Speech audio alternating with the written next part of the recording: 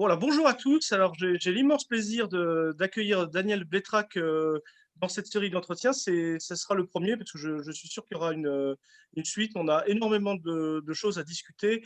Pour rendre hommage effectivement à son travail, je vais essayer de partager l'écran pour vous montrer dans les trois livres qu'on a publiés chez nous, à laquelle son œuvre d'ailleurs ne se réduit pas à ces trois livres parce qu'elle en a publié beaucoup d'autres.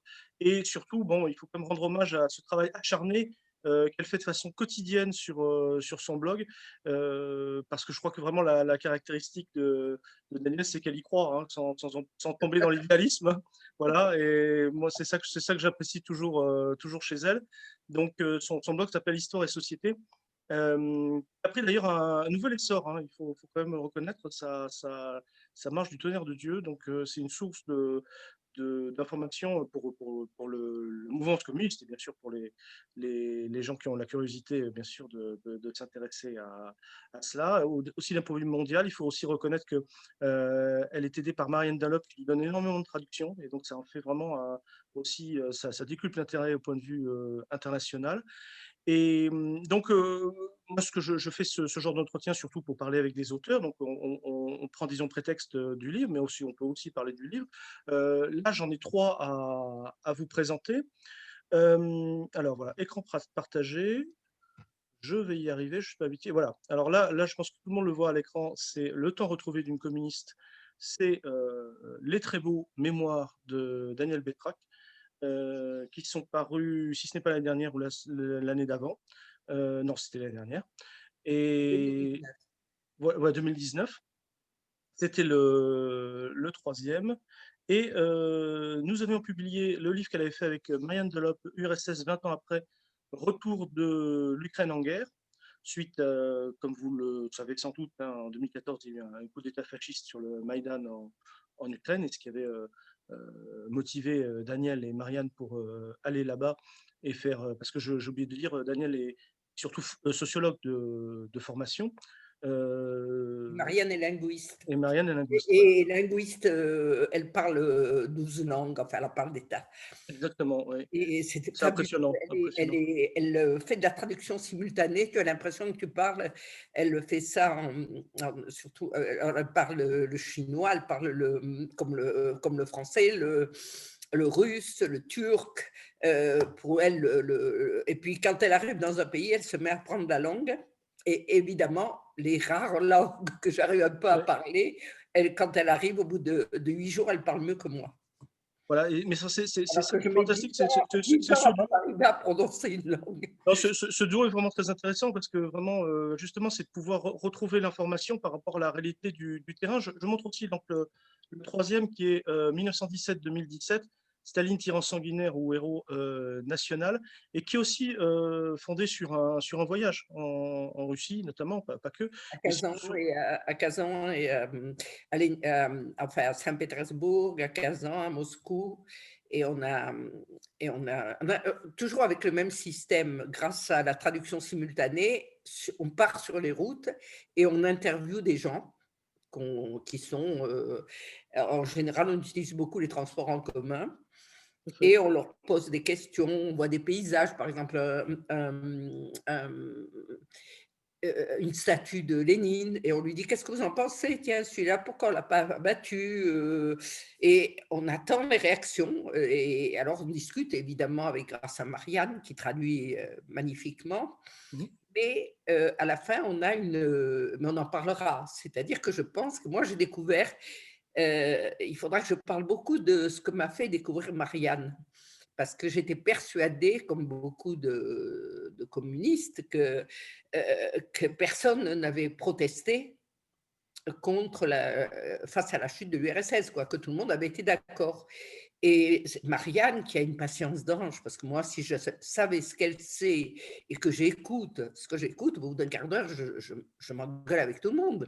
Elle, tranquille, elle attend, elle fait comme si alors qu'elle a vécu, qu'elle connaît tout ça, et elle est capable de supporter des trucs invraisemblables de méconnaissance où les gens lui racontent des choses. Et moi, j'ai découvert, en la suivant, et j'ai découvert que l'image que j'avais était complètement farfelue, quoi. et en la suivant sur les routes, en discutant avec les gens. On dit qu'il y a 80% de gens qui regrettent l'Union soviétique. Je vous avouerai que moi, j'ai rencontré 100%. Si j'en ai rencontré un qui était content, qu'il n'y ait plus l'Union soviétique. Mais en dehors de ça, tous les gens qu'on rencontrait, c'était unanime. Mais surtout dans cette ambiance de russophobie, et c'est pas pour rien, c'est qu'on leur en veut aussi, on veut leur faire la guerre parce qu'ils la regrettent. C'est-à-dire que c'est anthropologique, on veut les faire passer pour des gens complètement différents. Parce que je crois que c'est différent du regret. Ma thèse, c'est que c'est différent. C'est pas simplement du regret. C'est ce qui m'intéresse. Je suis sociologue, hein, tu le sais.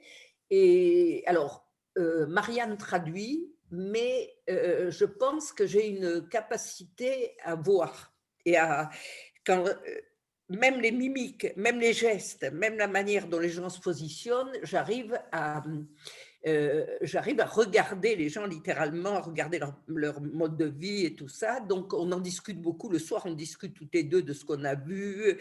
Elle me dit si j'ai interprété. Enfin, on a des discussions sur ce qu'on a vu et ce qu'on a entendu. Mais ce que je précise aussi, c'est que tu as ce regard aussi littéraire qui manque parfois pas mal de camarades, parce que déjà, tu t'intéresses à la littérature, mais je vois que tu lis surtout en sociologue. C'est ce regard sur la société qui te passionne. Et ça se voit aussi dans l'écriture. Alors, j'ai écrit, par exemple, j'adore le cinéma. Hein. Je pense, ça renvoie à ce que je suis en train d'essayer d'expliquer, c'est-à-dire que j'étudie des civilisations. Et donc, je m'intéresse beaucoup au cinéma. Et par exemple, je sais lire un film. Je me suis rendu compte que les gens ne lisaient pas un film. Je viens encore de le voir avec… là, je suis partie à bâton rompu, on est dans le désordre. Hein. Je viens de voir, pour te donner un exemple, il y avait un film qui était sorti de Konchalovsky, qui était… Excuse-moi, j'ai un problème avec les noms. Là, c'est bon. Voilà, tous les noms, je suis là, j'essaie de me rappeler syllabe par syllabe. Alors, c'est un metteur en scène que les Européens avaient décidé être un dissident. Et moi, je vois un film de lui qui était Les Nuits blanches du facteur. Et je dis, mais ce film ne dit pas du tout. Alors déjà, je connaissais toute son œuvre avant. Et je dis, mais ce film ne dit pas ce que vous voyez. Ce film dit l'Union soviétique, c'était voilà ce que j'attends. Et là, il a fait un film, Chers camarades, tous les types se sont dit, ah, c'est la critique Et pas du tout, c'était la critique de Khrouchtchev. Et en gros, son idée, et là, j'ai un ami qui est maintenant devenu un ami, qui est le correspondant de la Pravda à Paris. Qui adore le cinéma, la littérature, alors on n'arrête pas. Hein. Et il me disait que c'est le seul qui arrive dans les réunions et qui dit c'est Staline qui avait raison. Et c'est celui qu'on a transformé en dissident en Europe. D'ailleurs, ils se sont complètement gourés. Ils se sont parce qu'ils ne savent pas lire un film. Et moi, je pense que alors, j'ai écrit un livre qui est peut-être un orgueil, c'est sur Fritz Lang et Bertolt Brecht. Et si tu veux, dans ce livre, j'essaie d'expliquer comment il faut étudier un film. C'est-à-dire qu'il faut faire, quand il s'agit d'une œuvre d'art, d'une œuvre de civilisation, il faut éviter de plaquer dessus le politique, mais il faut voir que le politique existe. Donc, il faut construire en quelque sorte des champs, C-H-A-M-P, hein, des champs sur lesquels les choses prennent sens. Et ça t'éclaire sur ce que… ça t'éclaire sur la vie, sur la manière dont tu as quelqu'un, par exemple, comme Godard, il sait la modernité. Il sait comment les gens bougent, ce qui change dans une société. Donc, moi, j'utilise… C'est sans doute plus politique que quand il croyait faire de la politique en étant marrant. Si tu veux, je pense que tu ne dois pas, surtout pas, plaquer le politique là-dessus. Parce que souvent, par exemple, c'est ce qu'a très bien vu Lukács, il dit quelqu'un comme Balzac est un affreux réactionnaire en politique, C'est ça. mais dans la littérature, c'est un homme extraordinairement progressiste et Marx s'en est totalement inspiré. Et il dit la vérité à son insu. Même Engels l'avait vu, il appelle Voilà. ça le triomphe du réalisme. Hein, Mais Marx, il emprunte à Balzac l'opium du peuple.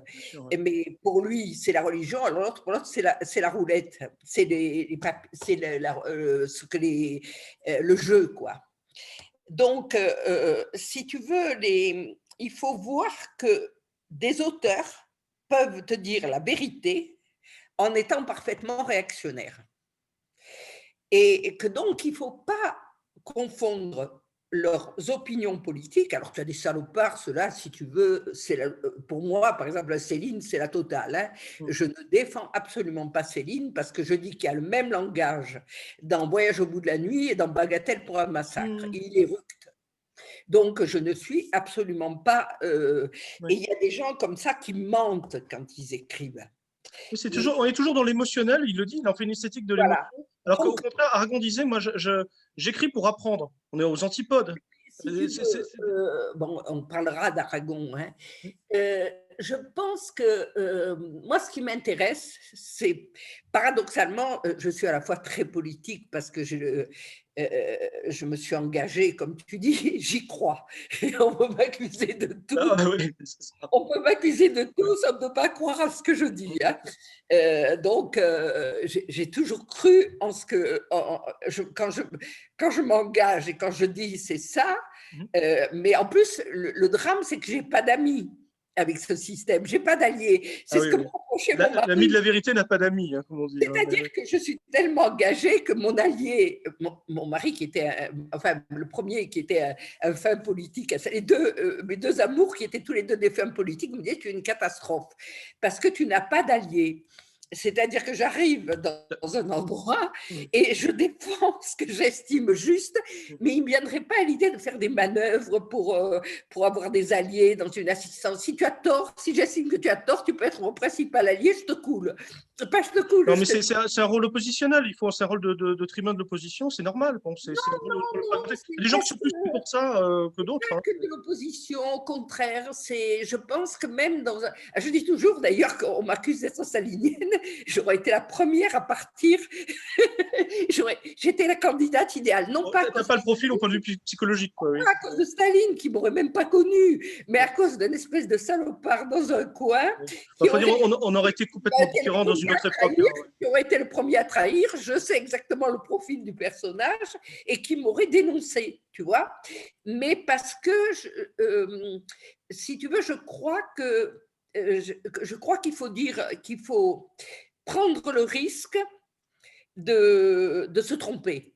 Bon, il faut prendre le risque, mais il faut être discipliné aussi. C'est-à-dire, quand on est rentré dans la bataille, il faut être tous ensemble, à se battre ensemble. Oui. Mais il faut prendre le risque de se tromper, parce qu'autrement, tu n'avances pas. De toute façon, la mouvance communiste ne marche plus avec le centralisme démocratique. De toute façon, ça nécessite. Donc, on n'est pas tenu à ça, parce que de toute façon, il n'y a pas de référent. Chacun a ses propres organisations. Quand même, moi, je vois des choses en ce moment qui ne me plaisent pas du tout. Moi, ce que j'aimais dans le centralisme démocratique, d'abord, ce que j'aimais, j'ai toujours dit que par rapport à ce que me fait le parti actuellement, un procès stalinien serait un stade supérieur. Oui, parce que tu pourrais t'exprimer, tu pourrais au moins répondre. Je saurais ce qu'on me reproche, tu vois. Ça serait déjà mieux. Là, c'est le procès kafkaïen, c'est pas le procès stalinien. C'est-à-dire que le procès kafkaïen, tu sais même pas pourquoi. Je ne sais pas pourquoi.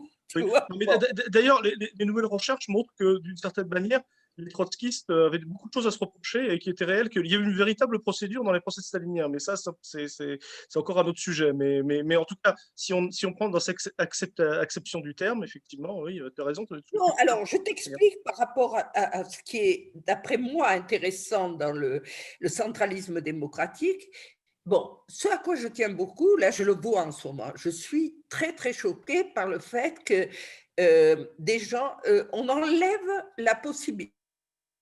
Alors, avec le thème où on peut plus parler, tu vois, c'est encore pire. Mais on enlève la possibilité de la discussion collective aux camarades. C'est-à-dire qu'on les traite un après un. On leur fait signer des pétitions, on leur fait prendre la parole individuellement, mais ce qui faisait la richesse d'une cellule, Moi, j'ai adoré. Il y a 2 endroits que j'ai adoré dans le parti, c'est la cellule et le comité central. Parce que dans les 2 cas, on était dans des cas où ça s'élaborait, des choses s'élaboraient ensemble. Donc, on peut s'engueuler, on peut être pas d'accord, on peut être d'accord. Il faut que le débat ait lieu. Mais en même temps, si tu veux, ce que j'aimais dans le centralisme démocratique, c'est que les camarades comptaient pour un. Moi, j'ai été dirigeante du parti. Dans le comité central, j'étais une de celles qui parlait. Il y avait aussi Henri Martin qui était fantastique, il disait ce qu'il avait à dire. Bon, mais les autres, crois-moi, beaucoup la bouclé. Et ceux qui maintenant jouent les héros, c'était les premiers à passer sous le truc. Henri Donc, Martin, il faut préciser que c'était une grande figure de la guerre d'Indochine. c'est un type remarquable. Donc, quand tu es dans le comité central ou ailleurs, il faut que tu dises ce que tu as à dire, tu vois. Tu es tenu à ça, c'est un devoir de loyauté par rapport aux Quand camarades. la Tu ne peux majorité pas a faire de manœuvre. tranché, C'est bien ça. c'est ça le rapport.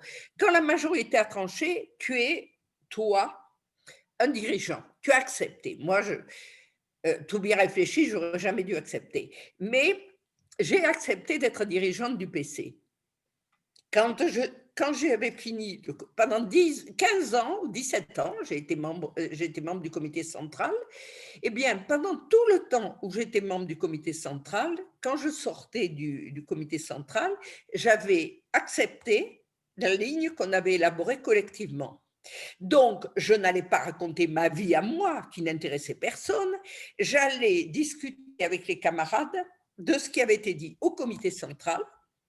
Et mon rôle, c'était de faire qu'il y ait une discussion démocratique. C'est-à-dire qu'il y ait des contenus bien posés, de telle sorte que les questions avaient un sens et permettaient le débat. Et si tu veux, à partir de là, à chaque instance, les camarades étaient égaux.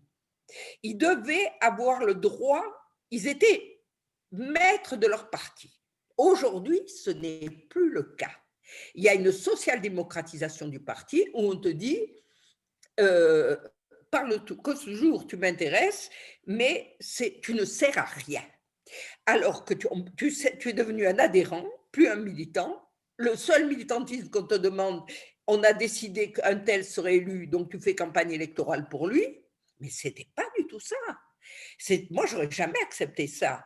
C'est-à-dire, avec mon côté Saint-Jean-Bouche d'Or, tu vois, ce que j'avais besoin, c'était d'un lieu où j'étais considérée, tu vois. Mais j'en parlerai à propos des intellectuels, mais il ne faut pas tout mettre en même temps.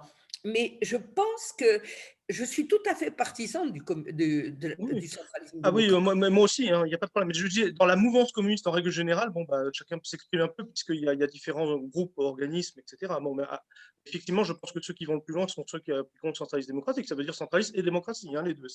Voilà. C'est Mais, c'est inventé mais par les Jacobins, d'ailleurs. Ça ne vient pas que des bolcheviks. Mais ça... non, c'est si tu veux, et puis chaque parti l'a interprété un peu. Tu as par exemple l'interprétation taurésienne. Le Parti communiste français, c'est un parti taurésien, et il faudra en parler, je pense. Oui. Et moi, je pense qu'il faudrait qu'on comprenne ce que ça veut dire le Parti taurésien. Et c'est très, très important de le voir comme il est. C'est le rôle qu'il joue. Ah, vas-y, développe, n'hésite pas. Comment tu Quoi? le développe, comment tu le vois, quelles sont les Si caractéristiques? tu veux, pour moi, ce qui caractérise, bon, alors, la France n'est pas comme l'Allemagne, ni même comme la Russie. La France a une histoire. Marx se moque de nous, bon, on les irrite et en même temps il nous aime. Oui, ça c'est sûr. Il Il est nous un peu admire. jaloux aussi. Non, il admire, je pense. Non, bon, il a surtout deux gens de français qui ne supportent pas. Mais parce qu'il énerve. Mais, et puis, il trouve qu'on. Marx, qui est très drôle, qui est méchant, il a une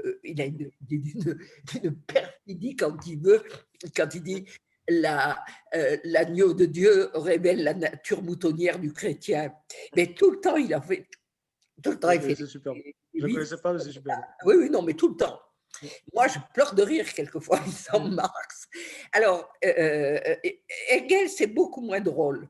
Engels, c'est prussien. Il est très honnête. Alors, Marx, qui est plein de subtilité, de drôlerie, quand il fait le Capital, quand il publie le Capital en français, il le corrige la première partie. Il dit les Français vont être très malheureux parce ils veulent passer à la conclusion tout de suite. Et comme tout le début est très hegelien, ils vont devenir fous avec ce début. Non, mais le pire, c'est qu'il a réécrit le Capital pour les Français, le tome 1. Il s'est Voilà, arraché les cheveux à reprendre une traduction.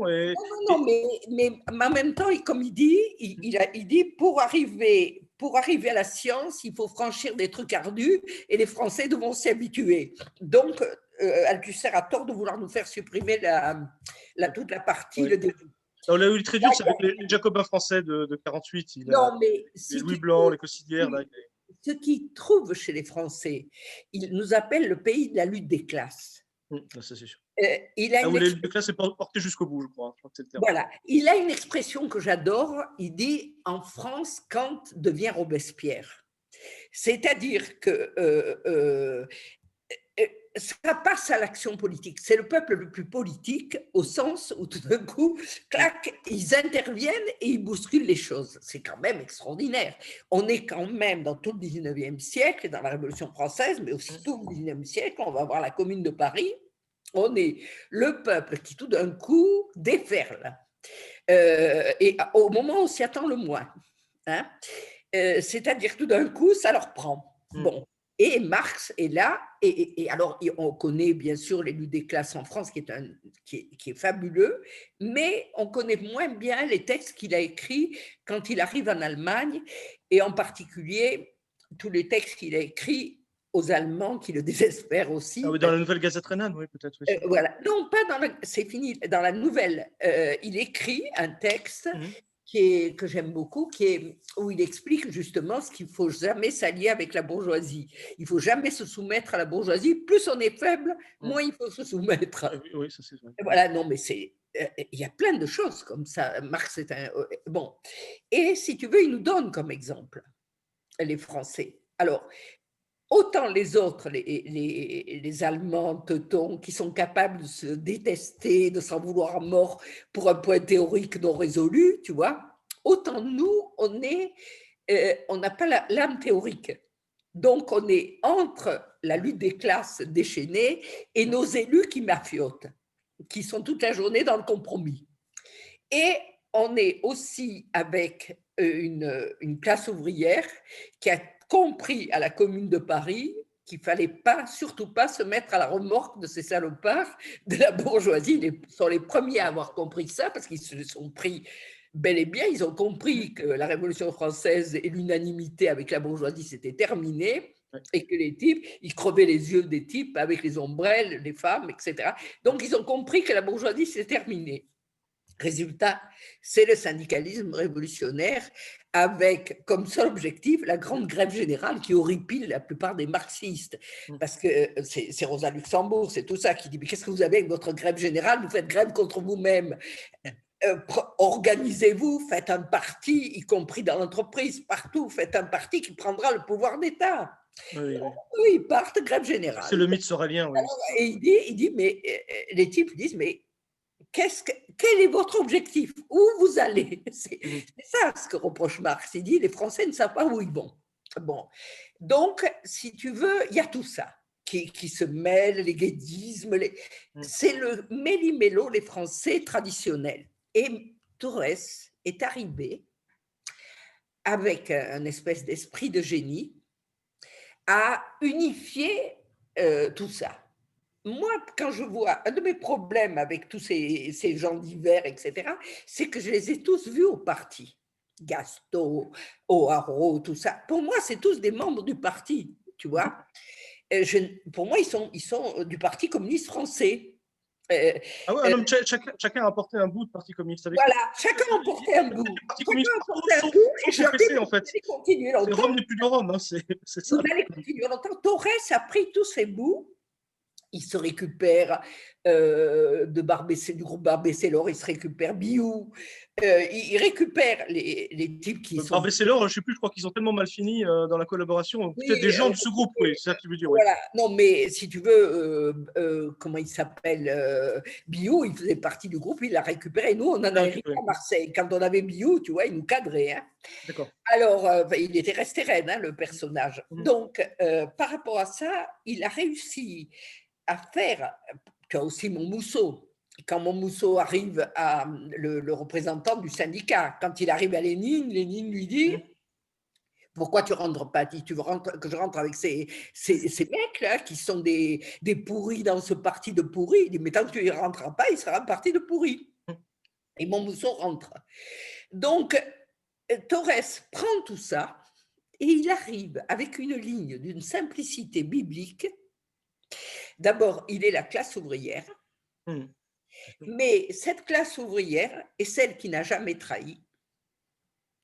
Elle est ce peuple qui, sous la Commune, a refusé de rendre les canons, alors que la bourgeoisie a trahi et a donné les canons au truc. Donc, il récupère l'esprit de la Commune et l'esprit de tout ça. Il récupère le blanquisme et ses folies. Il récupère tout. Et il dit… il comprend son pays aussi. Hein, il comprend l'histoire de son pays. Il dit ma France… Et ma France, moi aussi j'adore ma France, hein. J'ai une passion pour la France. D'abord, c'est la seule langue que je parle correctement. Et encore. Alors, si tu veux, il dit ma magnifique France. Je ne sais pas si tu as vu le très beau film La vie est à nous de Renoir. Oui, bien sûr, c'est un hymne au PC de l'époque. Ça commence vraiment là-dessus, c'est-à-dire la France est un pays magnifique, tout ça. Et pourquoi les Français n'en bénéficient-ils pas? Pourquoi n'ont-ils pas droit? Pourquoi d'autres se l'approprient? Pourquoi ils divisent-ils les Français entre eux pour pouvoir se l'approprier? Pourquoi les seuls qui unissent la France et qui en font la force, c'est le Parti communiste, c'est la classe ouvrière. Et c'est la classe ouvrière qui unifie parce qu'elle donne à chacun la possibilité d'être. Et d'une certaine mesure, le parti le fait fonctionner comme ça. C'est-à-dire que tu as remarqué une chose, moi au début j'étais étonnée, moi j'ai l'habitude de dire vous à tout le monde. Et si tu veux, non seulement on se dit tu, mais on dit le secrétaire, on l'appelle par son prénom. Pourquoi on fait ça? Au début, je me disais, ça va. En plus, ils s'appelaient tous Georges. Georges Segui, Georges Marseille. Enfin, ils avaient tous les yeux bleus, ils s'appelaient tous Georges. Je dis, mais pourquoi alors moi, il m'énervait, et avec mon caractère, quand on me disait Georges, je disais Georges qui? Et donc, en fait, ça veut dire simplement que le camarade, chacun est responsable. Du plus bas au plus haut, du bas au sommet, tous les communistes sont responsables de leur parti. Et moi, j'adore ça. C'est-à-dire que il est arrivé à faire à la fois le respect d'une hiérarchie, mais fondé sur la capacité et l'esprit de responsabilité. Moi, quand je vois en ce moment des dirigeants qui ne savent pas organiser un débat collectif, avoir le courage de faire que chacun dans sa fédé parle et dise ce qu'il a à dire, que chaque communiste compte pour un, qu'on respecte. Moi, un jour, Marché, il m'a engueulé, hein. Quand j'ai eu le malheur de lui dire oh ben, écoute, toi, tu parles, mais tu raconterais n'importe quoi, il te suivrait. Il m'a dit tu n'as pas honte, tu n'as pas le droit de dire ça du parti, tu n'as pas le droit de dire ça des communistes. Il était fou de rage. Moi, je lui ai dit bon, ça va, t'énerve pas. Mais si tu veux, il pensait sincèrement que chaque communiste était digne de respect et qu'il fallait, parce qu'il s'était engagé, parce qu'il avait fait. Et ce respect-là, il n'existe plus. Ce parti, je vais te dire, c'était vraiment… alors, c'est vrai, quelquefois, j'en trouve des restes. C'est comme s'il y avait des traces, tu vois, de… Comme à la fête du Luma, des fois, on trouve des communistes à la fête de Luma. Voilà, On est content. tu trouves des traces, et puis de temps en temps, tu trouves cette… Tu te dis que quand je suis rentrée au parti, il y avait un camarade qui avait adhéré à Libération, qui était un peu fou, un dessinateur, et il disait: je suis au parti parce que c'est là où il y a le moins de fascistes. Et ben, C'est en très ce, dialectique, ouais, mais bon, d'accord. en ce moment, Quand on en est là, oui, c'est malheureux. Mais... oui, c'est quand même les moins mauvais. Hein. Il y a plein de choses où ils sont meilleurs que les autres. Même, je te jure, hein, Non, mais de toute façon, l'UMA, on je n'arrive même sais plus à comment lire c'est l'UMA, quoi. mais c'est quand même, c'est pas pire que l'IB, ou voilà, c'est pas possible. Malgré tout, Ben, l'UMA, c'est on n'y arrive autre pas. chose. Pour moi, l'UMA, c'est pas un journal communiste. Oui, C'est bah c'est ça, oui, aujourd'hui, moi, j'arrive plus à le lire, hein, mais Je ne bon. parle pas de ça. Quand je parle des communistes, je ne parle pas de ça. Je parle des cabrons que je rencontre, y compris dans ma cellule, qui passent, où j'étais, qui passent leur temps à aller distribuer les tracts, qui réclament, qui sont capables d'aller à la section réclamée. Hum, Euh, ouais. j'ai rencontré et qui ont pourtant voté pour Pierre Laurent. Hein. C'est pas ça. Parce qu'on leur a dit de le faire. Hein. Mais je ne sais pas comment t'expliquer. C'est parce qu'ils croient, ils croient. Là, même en ce moment, tu en as pas mal, ils commencent à s'apercevoir d'ailleurs que la situation. Moi, je pense qu'en ce moment,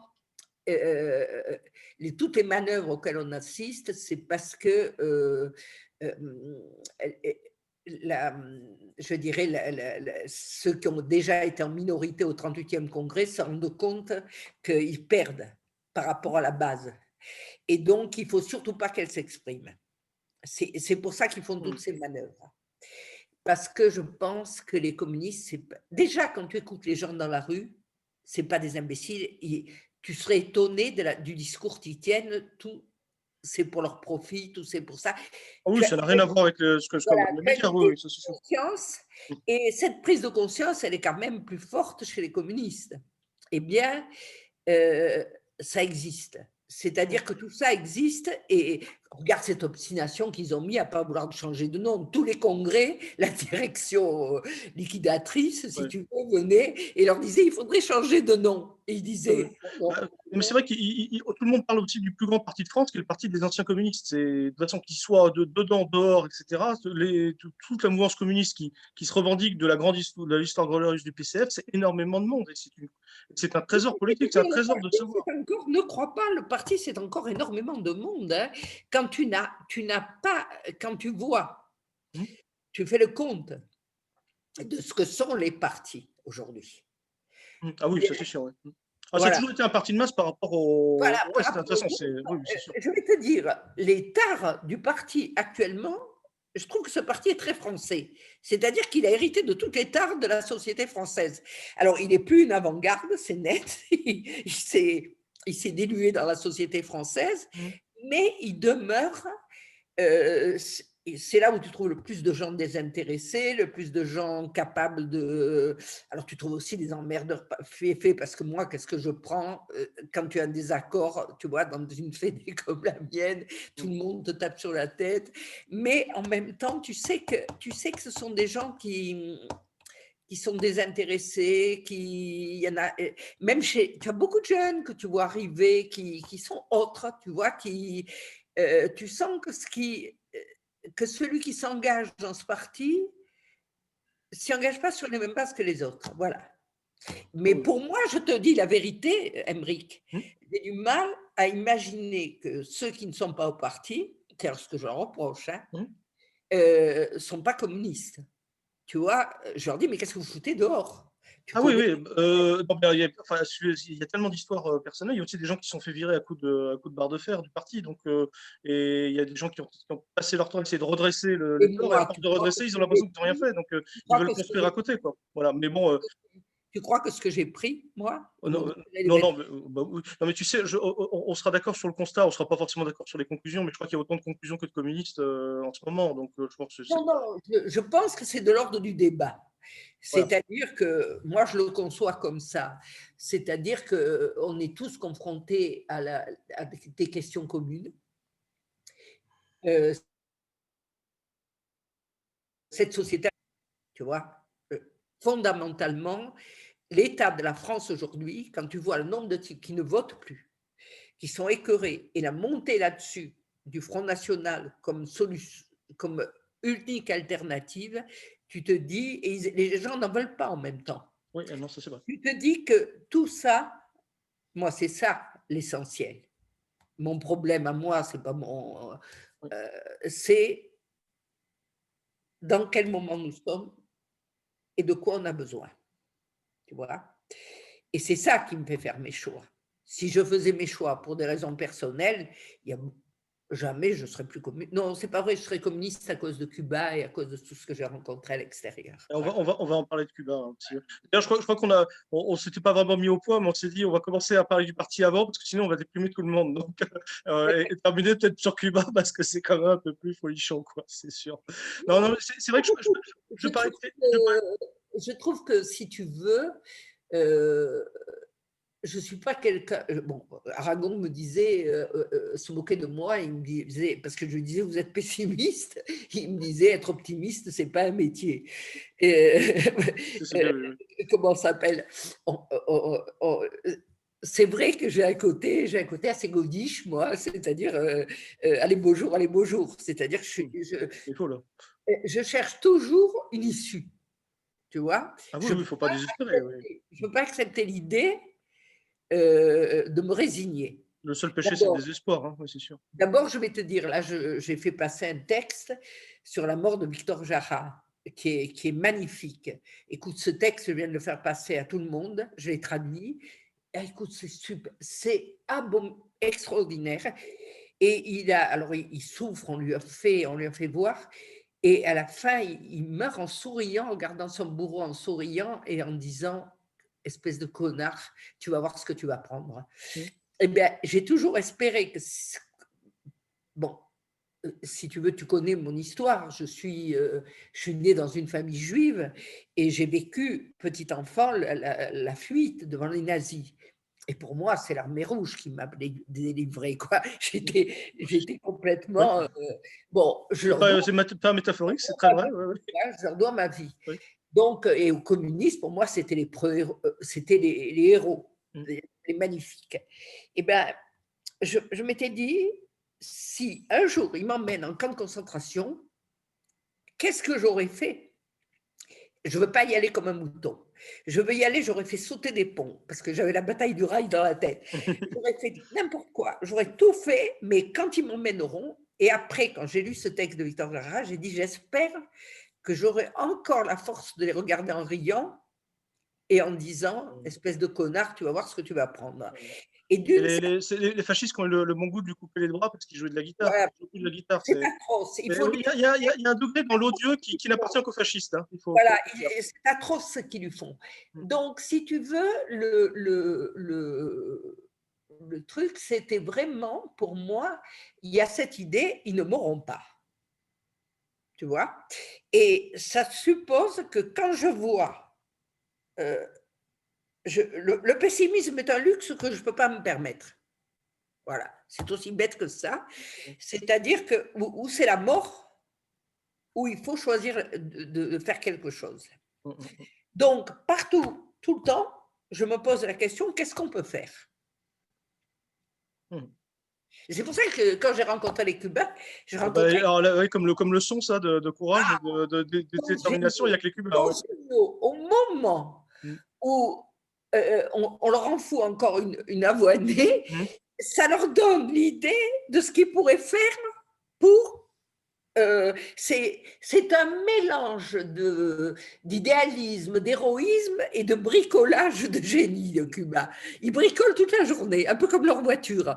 Et je trouve ça fantastique. Parce qu'il y a ce côté en plus très drôle, plein d'humour, tout ça. Jamais, c'est pas des parano. Ils auraient de quoi devenir parano. Hein, ben, oui, mais ils ne sont pas tombés dans la paranoïa, non, c'est vrai. Non, c'est pas la forteresse assiégée. Ils sont assiégés, mais ils n'ont pas ce concept. Ils se marrent. Ils ont un côté sportif. Moi, j'adore. Mais en fait, ce qui m'a aussi fait plaisir, c'est que j'ai rencontré partout des communistes géniaux. Quand j'ai vu, souvent je me demande si j'étais restée en France, si je serais encore communiste. J'ai eu la chance de partir de France à partir de 1991, tout ça, d'aller. Alors, et j'ai rencontré le monde. Et j'ai vu que ce qu'on me racontait n'était pas vrai. Partout, il y avait des gens qui résistaient. Partout, il y avait des gens qui se battaient. Là, par exemple, j'ai pas, un truc qu'on ignore, c'est formidable ce qui se passe en Inde. Il y a 3 jours de grandes manifestations, des dizaines de milliers de fermiers, avec ils font des foules qui partent comme ça. Personne n'en parle. On te parle de cet abruti de Navalny, ce fasciste. Mais par contre, on ne te parle pas de cette immense foule qui est en train de défiler, qui est dirigée par nos camarades. Aujourd'hui, j'ai fait un portrait de celui qui dirige, qui est un type très drôle, très sympa et tout, et qui est un gars qui est un communiste d'une pureté fantastique, qui se bat comme un acharné. Et pour la défense des paysans, c'est un intellectuel, c'est un docteur, fils de grande famille, qui a choisi le communisme et qui depuis, s'occupe des Dalits, c'est-à-dire les intouchables, des paysans, etc. Et c'est vraiment des gens formidables. Moi, quand j'y suis allée, les femmes indiennes aussi, c'est fabuleux. L'histoire se passe là, elle se passe ailleurs. Quand il n'y a pas de communisme, il n'y a pas d'histoire qui passe. De toute façon, rien ne se passe. L'histoire, c'est… On nous a monté, tu sais, le village Potemkin, où on invente, on nous a monté un village Potemkin où l'opinion publique, ce que pensent les gens, ce que pense le monde, ça serait les 3 abrutis qui font leur propagande et qui nous fourguent Navalny comme héros tu vois, c'est-à-dire… Mais ils nous mentent sur la vie en France. Quand la CGT défile, elle a 100 000 types, on n'en parle pas. Comment tu veux qu'ils nous parlent de la vérité dans le monde s'ils ne sont pas capables de nous parler de la vérité en France? Fait, ouais. Voilà.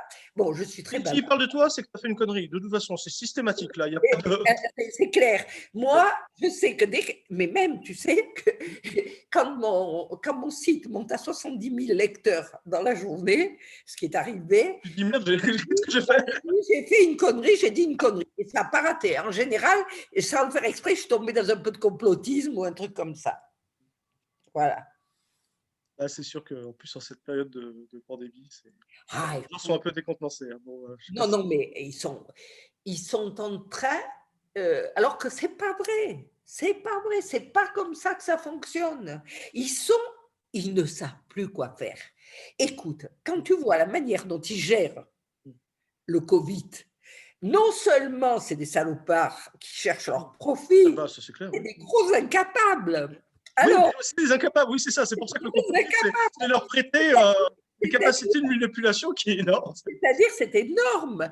Comment veux-tu que les mêmes… Est-ce que tu crois qu'ils gèrent notre économie mieux que ce qu'ils gèrent le Covid-19? Non, évidemment, oui. On a manqué des masques. On a manqué des tests. On manque de vaccins. Maintenant, tu as la moitié de la France qui ne le croit pas et qui refuse les vaccins, et l'autre moitié qui cherche les vaccins. Et tu as là-dessus, pour tout arranger, il faut des réfrigérateurs que nous n'avons pas. Les doses de 6, elles sont trop abondantes. C'est-à-dire que si tu as 3 mecs qu'à vacciner, et tu es obligé de jeter les 3 qui restent.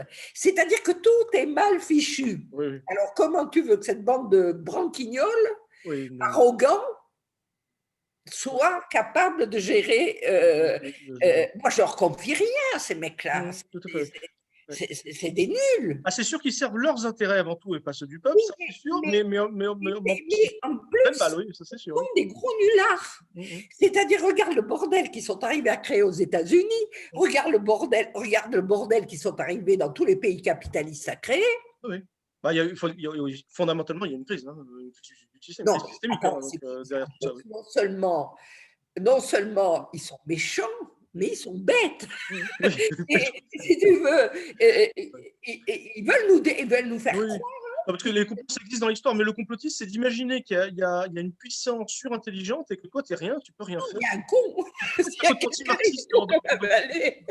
C'est clair. Et donc, on est plus fort qu'eux, c'est clair. Non, mais quand tu vois les pays communistes, bon, ils ont 10 fois moins de policiers pour gérer le Covid-19 que ce que nous sommes obligés d'en balancer partout. Nous, il faudrait un policier derrière chaque Français, Oui. avec des tests, Au moment des Gilets jaunes, c'était ça, hein, c'était un policier par Français, hein, donc, par Gilet jaune. Ouais. des attestations qui ne servent à rien. Mmh. Parce Oui. que moi, je n'arrive pas à les remplir. Je ne sais pas, est-ce que rien ne correspond. Bon, et bien, par rapport à ça, dans les systèmes communistes, il y a ce truc que personne ne veut admettre, mais les gens ont confiance dans leur gouvernement. Quand, ça a toujours été comme ça. Avant qu'on ait cette banque de Brel dont on a hérité, mais quand les partis communistes disaient quelque chose du temps de marché ou autre, même ceux qui ne votaient pas communistes disaient « Oh, les communistes disent ça, il faudrait faire attention ». Tu vois, ben, cette crédibilité des communistes, qui aujourd'hui, quand tu vois, comment il s'appelait là, Robert Hue, qui maintenant a atterri avec Macron. Et je crois que les gens ont compris que ce n'est pas des communistes. Donc personne ne se rappelle. Le dernier dont on se rappelle fortement, c'est notre grande chance. Ils ont été tellement nuls que le dernier dont on se rappelle, c'est Marché. Personne ne se rappelle qu'il y a eu d'autres. On passe de Marché à Mélenchon. En général, pourquoi vous êtes avec Mélenchon, etc., etc. Mais attendez, on a autre chose que Mélenchon. Non, non, il y avait Marché, c'est fini. Voilà. Alors, après, on dit que c'est après, il y a tout un débat. Est-ce que c'est pas Marché qui a fait rentrer le loup dans la bergerie avec le 22e congrès? Bon, en même temps, alors là, il faudrait parler de tout ça. Si tu veux, là, on en a pour. Moi, je suis d'accord. Hein. Oh, non, de toute façon, on prendra le temps. J'ai fini par. Il y a plein de choses, même par rapport au livre que j'ai écrit, je commence à voir certaines choses, tu vois. En particulier, comme tu me connais, j'en avais marre d'écrire. À un moment, j'ai trouvé que mes mémoires, ça commençait à faire. J'ai un peu freiné tout ce qui a trait à l'international, tu vois. Alors que ce que j'ai fait dans le livre, c'était essentiellement pour parler aux communistes. Ce que je te dis là, c'était ça ce que je voulais leur dire. Je voulais leur dire, écoutez, on a besoin des communistes. Notre pays a besoin, un besoin urgent, mais pas n'importe quel communiste. Des gens calmes, sérieux, pas agressifs, qui disent les intérêts populaires, mais ces intérêts populaires dans le cadre de la nation. Cette classe représente la nation et elle dit, regarde par exemple, on découvre que quand Marché disait « produisons français », là on découvre qu'ils ont cassé complètement toutes les filières, tous les trucs, etc. Que leur côté stupide, il n'est pas stupide pour rien, il est stupide parce qu'ils ont cassé tout ce qu'il y avait derrière de construit. Oui. Par rapport aux mauvaises interprétations tendancieuses et qui en seraient faites, maintenant on dit plutôt produire en France. Mais bon, quand il disait français, c'était évidemment pas ethnique. Non, c'était quand je pour éviter que ce soit mal compris, c'est-à-dire produire en France. Oui. Défendre l'outil de production. On le voit très bien on le voit chez Torres. Moi, je lis les mémoires de Torres, là, le truc, tu sais. Le journal qui est paru, là, c'est ça? Il m'apporte énormément et il confirme des choses que j'ai mis dans mes mémoires et que, si tu veux, justement, sur la manière dont Torres, je l'explique dans mes mémoires, c'est René Andrieux qui me l'a expliqué. Qui s'occupait de l'humain, René Andrieux, dans les années 60. René Andrieux s'était installé comme il n'y a pas de. Il ne supportait pas Khrouchtchev, il était. Bon. Et si tu veux. C'est un grand spécialiste de Stendhal aussi. Il écrivait admirablement, il avait une écriture à la Stendhal, c'était un français typique, tu vois. Bon, il était très torrésien lui aussi, et il ne pouvait pas supporter le laisser-aller. C'était son. Et le laisser-aller, le côté, je dirais, débraillé de la pensée d'aujourd'hui, l'excéderait, quoi. C'est des gens la clarté française, tu vois. Moi, ce que j'aime, c'est. Qu'on soit bien, sinon ce clairement, voilà. J'aime pour le dire, viennent tes émots. Laissons au gru le séjour des brouillards, tu vois. C'est-à-dire qu'il y a dans la clarté gauloise, dit Marx. Et si tu veux, il y a ce goût des choses dites clairement, exprimées, mais qui pose le problème et qui te permet, je dirais, de te positionner par rapport à un problème et avancer. Et ce parti était capable d'intervenir et de poser des vraies questions. Moi, je relis en même temps les mémoires de Duclos qui sont excellentes, hein, et je relis en même temps, c'est les mémoires de Torres et les mémoires de Duclos de la même période, pour comparer comment ils travaillent tous les deux.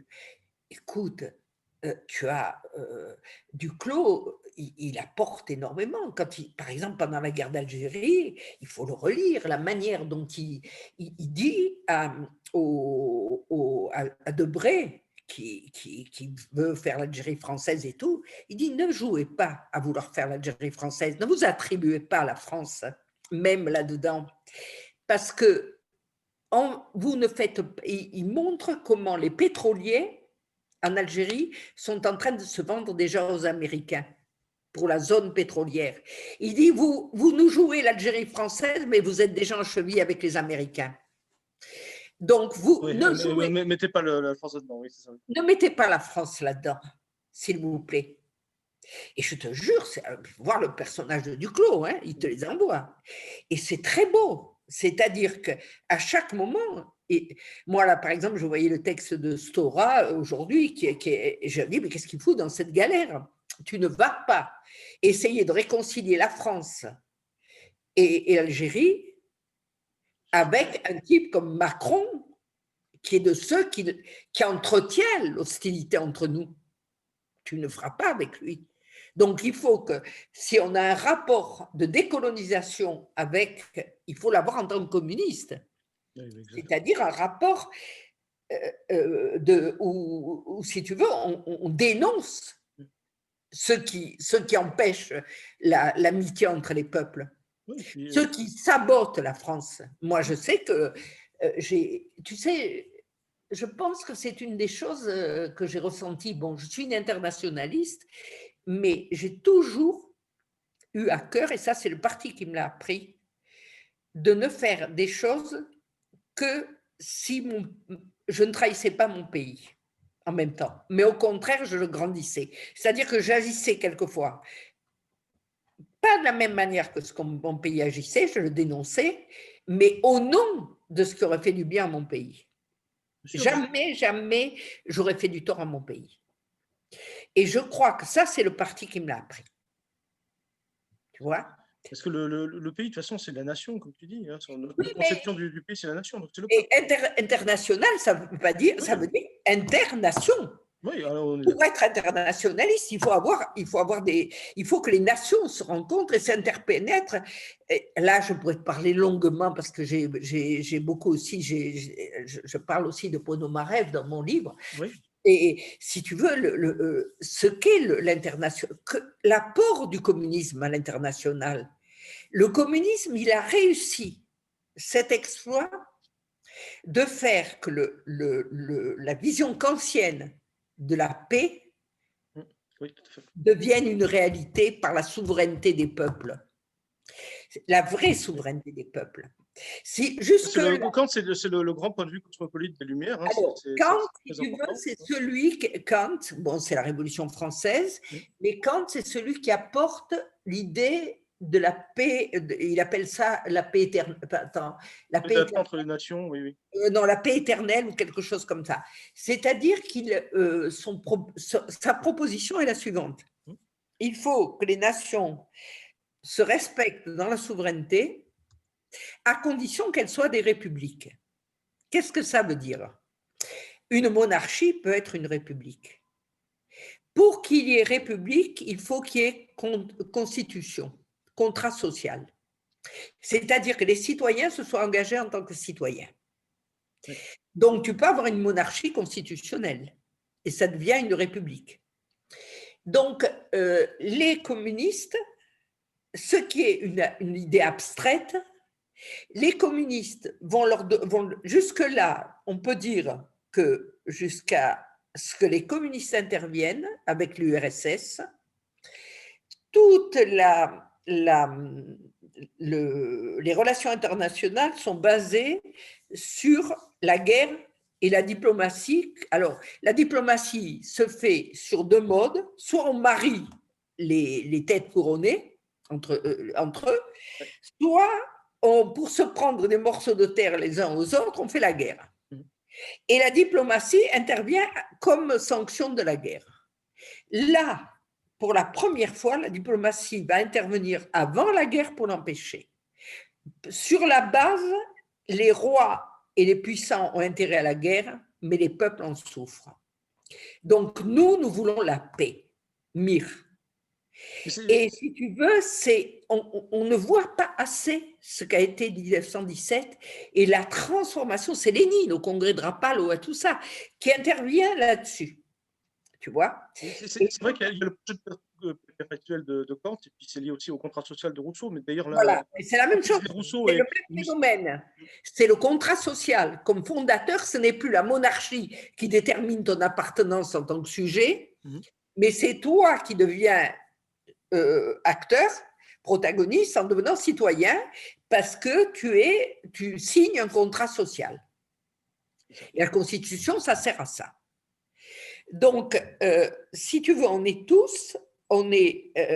peut dire que sur le plan international, l'intervention de l'URSS, et ça je peux te faire, mais je suis capable de te décrire tout ça depuis les congrès de Rapallo, depuis le congrès de Zimmerwald. Je pense que d'ailleurs on est au moment du congrès de Zimmerwald, mais il faudrait que j'explique. Donc, si tu veux, tout ça est en train a été fixé par tout d'un coup une exigence profonde, celle de la paix entre les peuples.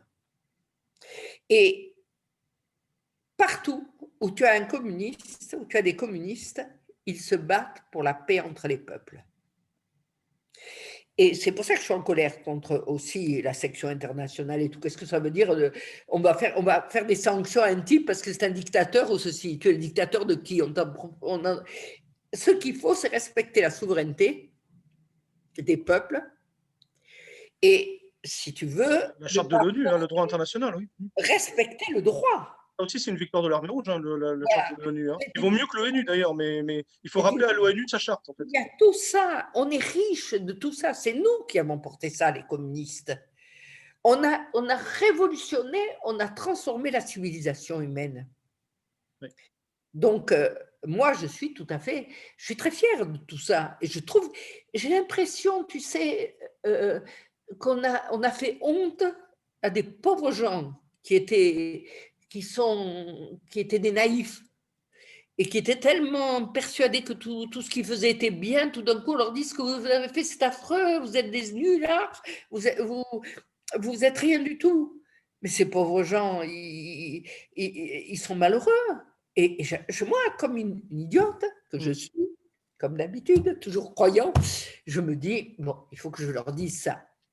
Je dis, je vais prévenir Emmerich, il va y avoir les 100 ans. Emmerich, je vais lui dire, je vais écrire mes mémoires pour leur expliquer comment j'ai découvert tout ça. Bon. Bah justement, tu parlais de Ponomareff, alors peut-être on peut un peu expliquer par rapport à dans quel contexte tu l'as rencontré, ce que vous êtes dit à ce moment-là. Enfin, ça fait partie. Si tu veux, c'est un grand moment de mon livre. C'est un peu ce qui devait faire basculer le livre, tu vois, la rencontre avec Ponomareff. Alors, j'ai une grande amitié avec Gisèle Moreau, que j'ai adorée, qui était une des choses que moi, on m'a écarté de la direction du PC. Bon, entre nous, j'ai toujours pensé qu'on pouvait s'en passer. Honnêtement, je suis plus une intellectuelle qui a envie de comprendre, de connaître. Je ne peux pas dire que je ne sois pas douée pour la politique parce que je vois des choses, mais je ne suis pas douée pour faire avancer si tu veux, j'ai une sorte de côté Cassandre. C'est-à-dire que je ne sais pas comment on doit faire pour faire marcher les choses. Voilà. Et Cassandre, elle n'était jamais crue, c'est ça. Voilà, personne ne me croit. Après, 20 ans après, on se dit: ah tiens, elle avait raison. Non, personne ne me croit, je suis maudite. Bon, mais si tu veux, je ne dois pas savoir assez. Et puis, comme je te dis, j'ai pas d'alliés, je sais pas manipuler une réunion, tout ça, je sais pas le faire. J'ai pas de métier. Risquette me disait que tu manques de picaresque, tu vois. Tu, tu- tu- Intéressant. et il me disait, tais-toi, Panique, oui. dis-moi quels sont tes ennemis et je les abats. Je dis, pas Ah, faire c'est sûr ça. qu'avec Risquette, c'était bien protégé, ouais, c'est sûr. Voilà, et j'ai dit, Ouais, mais faudra expliquer qui c'est, malheureusement. tu Parce ne que... peux pas faire ça. Si je me trompe, tu peux pas abattre mes ennemis. Il me dit, laisse-moi juger. Je jugerai mieux que toi. Bon, mais si tu veux, en même temps, il se passait pas de la discussion avec moi. Tu vois, il était vraiment, c'était ce qui l'intéressait. On restait à discuter, à discuter sans arrêt. Et à échanger, à essayer de comprendre. Et il avait l'impression que je comprenais, tu vois, tout ce qu'il me disait. C'est pas, et moi, je comprends. Effectivement, si tu veux, les grands politiques que j'ai rencontrés, ils n'étaient pas cyniques. C'était des gens qui croyaient, comme moi. Tu vois, c'est les petits cadres qui minables, qui sont des cyniques, qui veulent jouer à tout savoir. Les autres, ils cherchent. Et ils sont toute la journée en train de se désincarner pour essayer d'agir. Bon, donc, par rapport à ça, donc j'étais très amie avec Gisèle Moreau, qui était une dirigeante, elle, qui savait où était le point sur lequel il fallait appuyer, tu vois, au moment où il faut y aller. Bon. Et donc, moi, j'admirais beaucoup, parce qu'en plus, j'avais découvert que, comme beaucoup de dirigeants du parti, et comme Torres lui-même, c'était des gens qui avaient un goût intellectuel remarquable.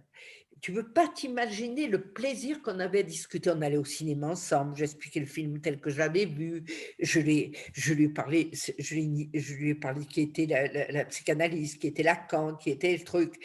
Et ça marchait, on s'entendait. Comme avec tous ces dirigeants, j'ai toujours eu des contacts fabuleux, tu vois, des échanges. Il m'apportait des choses, il m'apportait des angles de vision que je n'avais pas et moi, j'en apportais la mienne.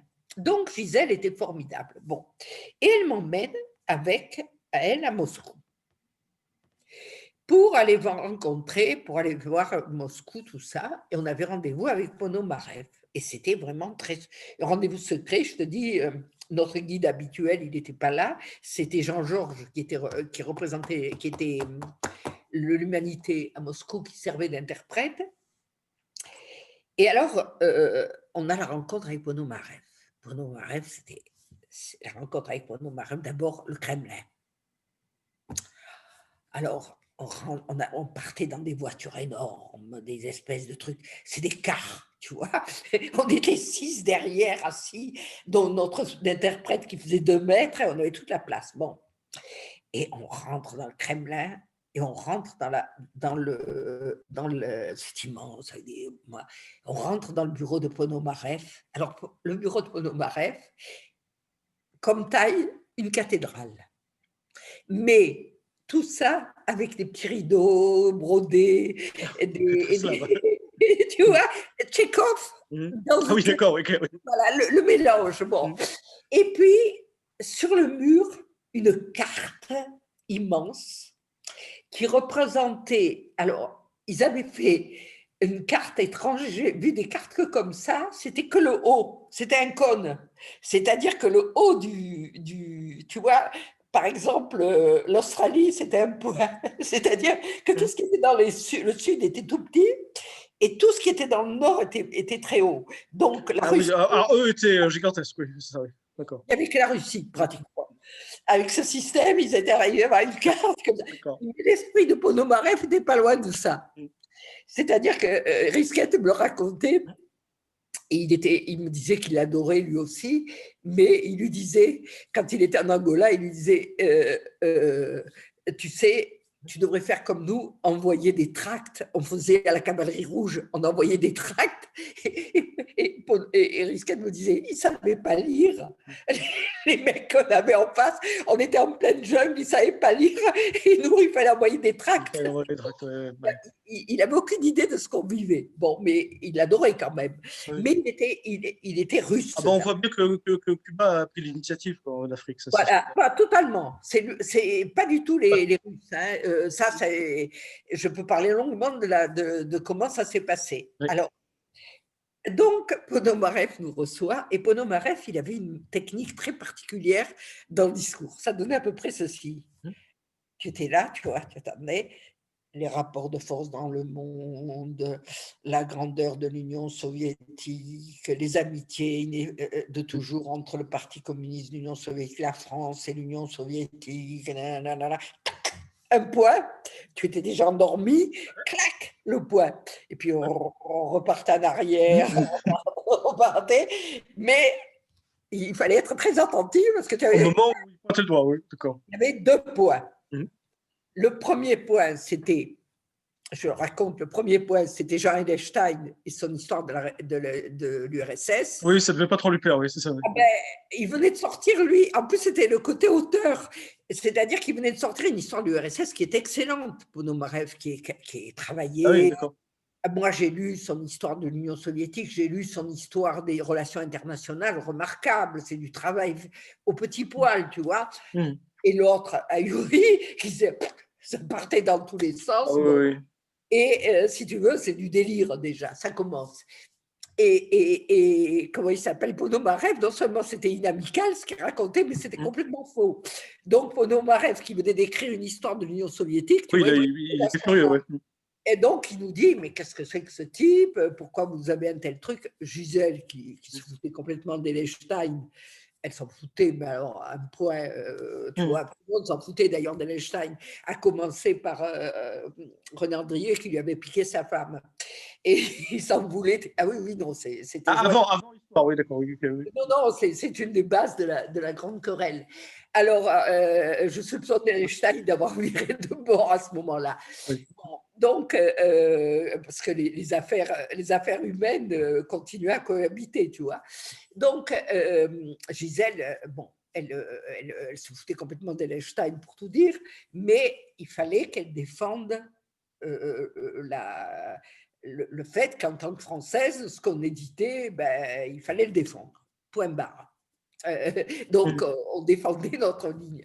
Alors, j'étais très fière d'elle parce qu'elle dit nous avons une conception, nous ne surveillons pas ce que font les chercheurs, colloque d'Argenteuil, bon, premier. Il faut préciser, le congrès d'Argenteuil, c'était un congrès de 69 fondateurs de l'esthétique marxiste. Comité central d'Argenteuil.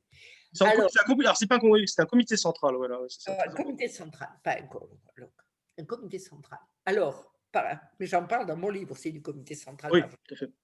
Alors, elle, à ce moment-là, Ponomarev, deuxième point beaucoup plus important.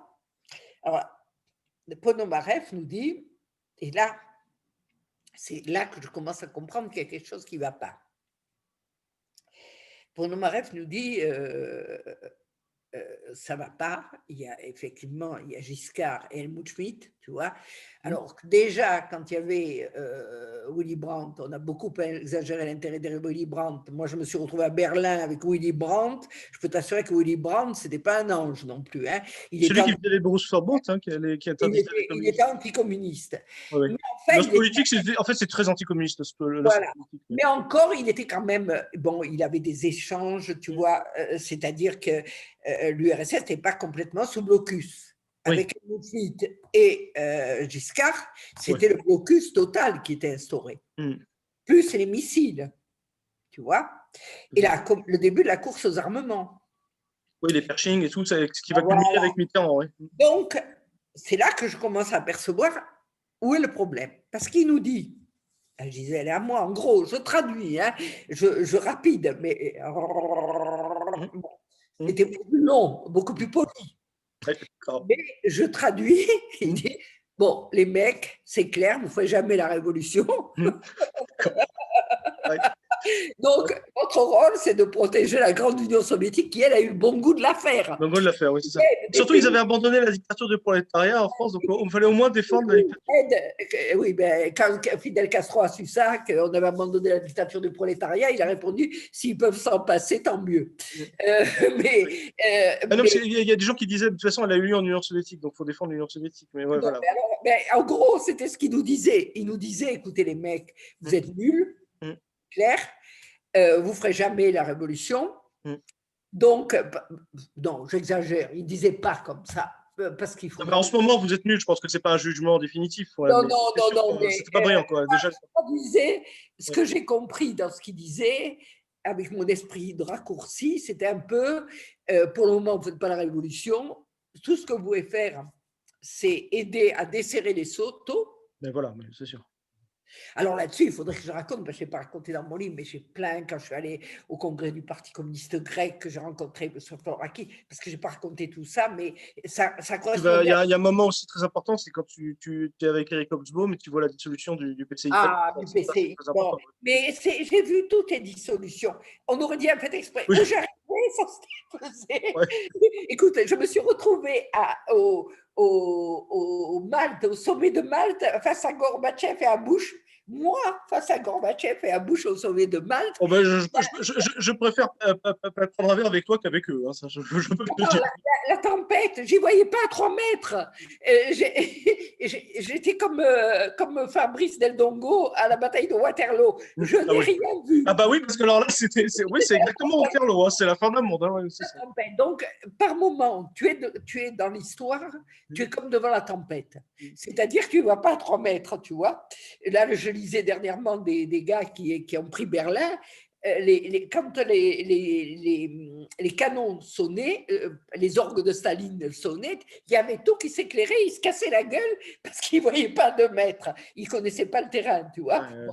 c'est sûr. Donc, moi, j'étais un peu, dans certains cas, sur le terrain, comme devant les ordres de Staline. C'est-à-dire, d'un coup, il y avait les clairs de trucs, Mm. mais je n'y voyais pas à 3 mètres.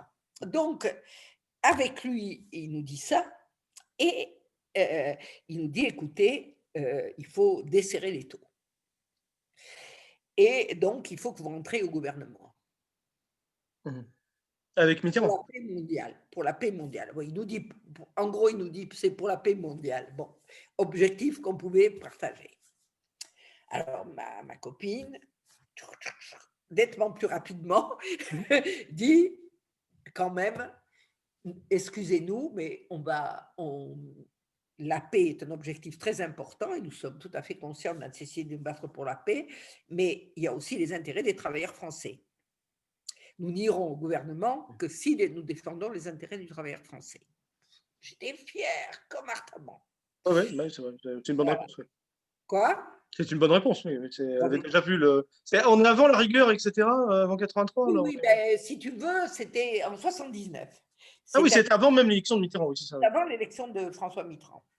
Donc, Ce qui est drôle, c'est le problème de Mitterrand à l'époque, c'est plus marxiste, plus meurt. Hein, donc, mais oh les communistes non, non, savaient très non. bien sortir. Ouais. Si tu veux, moi j'ai vécu tout ça et je peux t'assurer, alors c'est l'horreur, hein, la manière dont j'ai vécu avec justement, parce que je raconte Pas du comment programme commun, tout ça, oui, c'est ça. qui me racontait.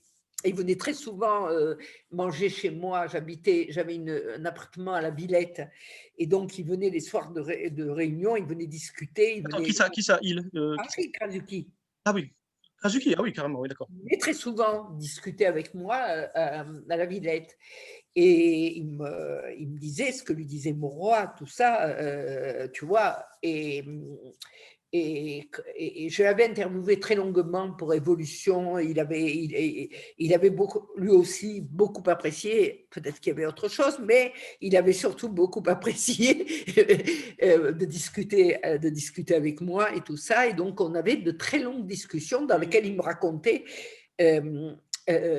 C'était marrant parce je le raconte dans le bouquin, il avait institué Mitterrand une espèce de piège à 3. C'est-à-dire que lui, il recevait les visiteurs du soir, c'est-à-dire Gattaz, le patronat. Et si tu veux, il avait obligé Mauroy à rester au gouvernement pour tenir les communistes, pour pas recomposer le truc. Donc, et Mauroy parlait à Krasuki, il lui disait, mon petit... alors Krasuki me faisait envoyer des messages subliminaux dans Révolution. Tout d'un coup, j'avais une interview de Krasuki où ça durait 1 heure, puis il y avait un message subliminal qui était envoyé à Mauroy. Bon, donc ils fonctionnaient tous comme ça. Parce que tu t'occupais du journal qui s'appelle Révolution. Hein. Oui, oui, c'est ça. Voilà. Bon, j'étais rédactrice, j'étais prof à la fac, j'étais, comment ça s'appelle, j'étais chercheur, j'avais une centaine de fers. Et j'étais en même temps au comité central, et en même temps, j'étais à Révolution. Donc, et quand j'ai accepté de la Révolution, j'étais au Conseil national du CNRS, c'est-à-dire que j'étais dans les 25 sociologues qui jugeaient de tous les programmes de sociologie en France au CNRS. J'étais avec, comment elle s'appelle, il y avait Anne Kriegel, il y avait Crozier, on était tous là-dessus, quoi. Il y avait Michel Simon qui était un grand colérique, qui était un communiste grand colérique, qui a des grandes crises de rage. Bon, donc on était les 25 qui jugeons du programme de la sociologie, et si tu veux, on m'a proposé de rentrer à Révolution, je suis rentrée à Révolution comme rédactrice, et je faisais en même temps mes cours, en même temps j'étais là, je partais à l'international, enfin, j'ai mené une vie, je me demande si j'avais le temps. Bon, donc, pour te dire, j'ai vu tout ça, c'est-à-dire que j'ai vu, et mon analyse, c'est que quelqu'un faisait tanguer le bateau et que ce quelqu'un n'était pas ce que je voyais. C'est le capital financier. Oui. Mais celui qui avait l'air de tenir le bateau, c'était la gauche, de le faire tanguer. Tu vois ? C'est-à-dire qu'ils étaient les timoniers du capital financier, les mecs. Donc, bon, c'est ce que j'essaie de raconter. Et je raconte que moi, j'ai pas, en dehors de 2 ou 3 types qui j'en veux réellement parce que c'est des vrais salopards, en général, je n'ai pas de règlement de compte à avoir sur un tel, sur un tel. Je pense que le bateau tanguait et que pour la plupart, le doute s'installait et on a utilisé le doute. Voilà, pour l'essentiel. Mais surtout parce que je pense, et on est toujours là-dedans, on n'a pas de stratégie pour aller au socialisme. Et c'est ça qui est un parti communiste qui n'a pas de stratégie pour aller au socialisme, on se demande à quoi il sert. Bon. Et si tu veux, ça s'accélère. C'est-à-dire que mon hypothèse, c'est qu'il faut prendre ça dans des... Mais ça, il faudrait que j'explique longuement. J'ai pas trop le temps. On est dans des temps longs de l'histoire, si tu veux. Et dans ces temps longs de l'histoire, alors c'est vrai qu'il a fallu 1000 ans pour la fin de la chute de l'Empire romain, il a fallu 600 ans pour que la bourgeoisie monte au pouvoir et pour arriver à la Révolution française. Donc les temps longs sont des vrais temps longs. Mais là, il y a une accélération de l'histoire qui est consciente, qui est très intéressante, et on est dans une transition. Et on y est depuis pratiquement l'impérialisme, ça suprême du capitalisme, quoi. C'est-à-dire qu'on est dans ces stades de transition. Il y a plein de gens qui ont pensé ça. Il faut voir qui est-ce qui a pensé ça. Il y a beaucoup de choses. J'ai voulu faire ce livre. Il me semble que ce qui est plus important, c'est de poser les bonnes questions plutôt que d'apporter des réponses que seule la pratique peut donner. Les réponses ne peuvent pas être intellectuelles, mais les bonnes questions peuvent aider à avoir une pratique juste. Tu vois ? Oui, ça c'est certain. Voilà, donc, et puis j'ai essayé de le faire à ma manière, c'est-à-dire un peu cocasse, quoi, où j'essaie de raconter en même temps les êtres humains, ça existe, quoi. Voilà. Mais pour en revenir à le pouvoir de Mitterrand, la participation des communistes au gouvernement, parce que l'anecdote que tu sors sur Krasuki, moi je connaissais un ami qui était militant de base à cette époque, il me disait qu'en marge de manif, Kazuki il avait discuté 2 heures avec lui juste pour le convaincre du fait que c'était important d'avoir des milices communistes. Mais en tout cas, ça prouve qu'à l'époque, il y avait un respect de n'importe quel militant, ce que tu disais un petit Ah, peu sur mais le côté, Kazuki la côté était comme contemporain, ça. et les gens donnaient leur Il version pour adorait être. affûter ses arguments avec quelqu'un qui les écoutait et qui répondait. Et c'est Voilà. souvent le cas. Moi, j'ai eu, alors c'est vrai que à l'époque, il n'en reste pas grand-chose, j'étais une assez jolie femme. Donc, ça peut expliquer l'intérêt que me portaient certains de ces messieurs. Mais je pense pas tellement. Oui, Parce mais que, on a toujours pris les femmes au sérieux au PC en même temps. On ne les a jamais réduits à. bon, En fait, je peux on entendait ce qu'elles ont dans la tête. l'hypothèse, c'est qu'en tout cas, j'ai pas été. Bon, peut-être que j'ai. C'est pas. Je pense que même ce que dit Risquet, c'est-à-dire c'est ton âme qui compte. C'est-à-dire qu'ils étaient très rapidement intéressés à affûter leurs argumentations avec moi. Parce que je répondais, je disais là et là et là et là, donc ça les aidait, ils me répondaient. Et donc, j'ai eu beaucoup d'amis avec des dirigeants différents et des gens comme ça, parce que je pense qu'ils savaient que je comprenais ce qu'ils me disaient. Et c'était pareil, je pense que c'est une des bases de l'amitié qu'a eu Aragon pour moi. Il sentait que je sentais ce qu'il ressentait. C'est-à-dire que c'est sa souffrance, Hmm. tout ce qu'il ressentait, je le ressentais profondément.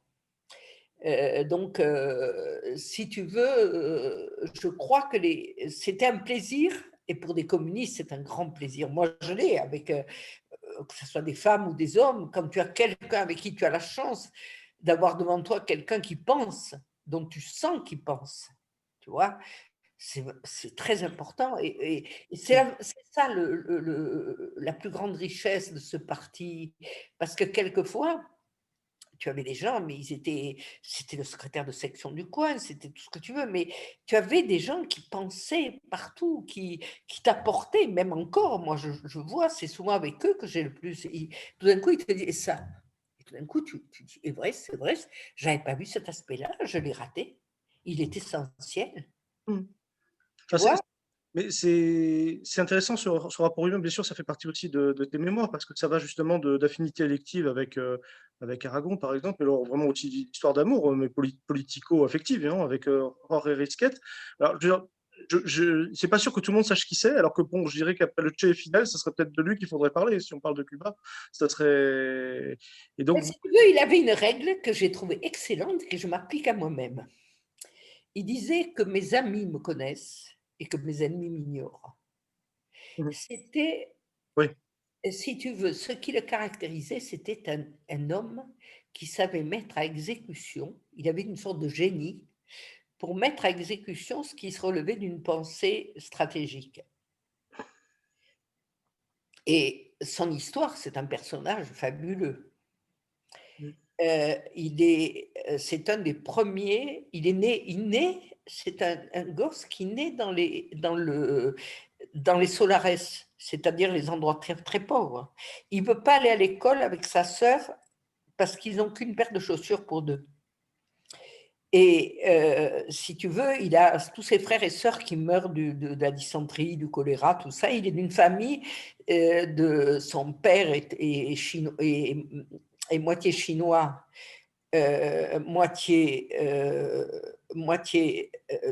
africain et blanc. C'est un enfant trouvé, un enfant chinois trouvé. Et sa mère est espagnole, mais si tu veux, donc il est complètement métis lui aussi. Et cet homme va à 13 ans, il est il est le meilleur élève de sa classe, tout ça. Il a vraiment un génie, il a une forme de génie. Moi, j'étais fascinée par la manière dont il voit l'essentiel. Il avait une capacité à voir les choses essentielles. Tout ce qu'il m'a appris, c'est fabuleux. Et cet homme, euh, quand il est à 13 ans, il devient dirigeant du parti. Il fonde la JC, des communistes, le vieux parti communiste. Et il devient copain avec Raoul. C'est le grand copain de Raoul. Et quand il est envoyé au Guatemala, parce que le Guatemala a fait sa révolution, et en faisant sa révolution, il appelle Arbenz, Arbenz, qui a été renversé par les États-Unis. le secrétaire de la JC pour monter. Mais comme me dirait Skate, ils avaient 24 langages au Guatemala, 24 Indiens qui parlent 24 langages. C'est dur à unifier. Hein. Donc, si tu veux, ils se font massacrer par les Américains et ils se retrouvent dans la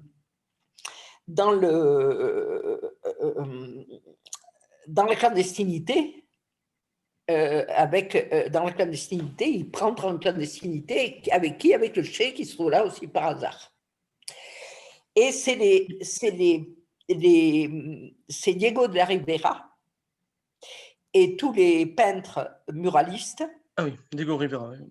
Voilà, qui les sauvent et qui les emmènent au Mexique. Où est installé Fidel et Raoul, puisqu'ils ont été exilés. Et c'est là qu'ils se rencontrent tous et qu'ils vont faire le truc la grand-mât, tout ça. Ça, c'est drôle comme tout. Écoute, l'univers, il y a un côté branquignol là-dedans. Écoute, quand il te racontait l'univers de l'exil, et en même temps, c'est très, très romantique. Parce qu'il faut voir qu'il y a eu le fondateur du Parti communiste cubain qui s'appelait Anton Melia, qui était lui-même une espèce de héros romantique qui meurt parce qu'il est amoureux de... Enfin, c'est des trucs, c'est des héros romantiques.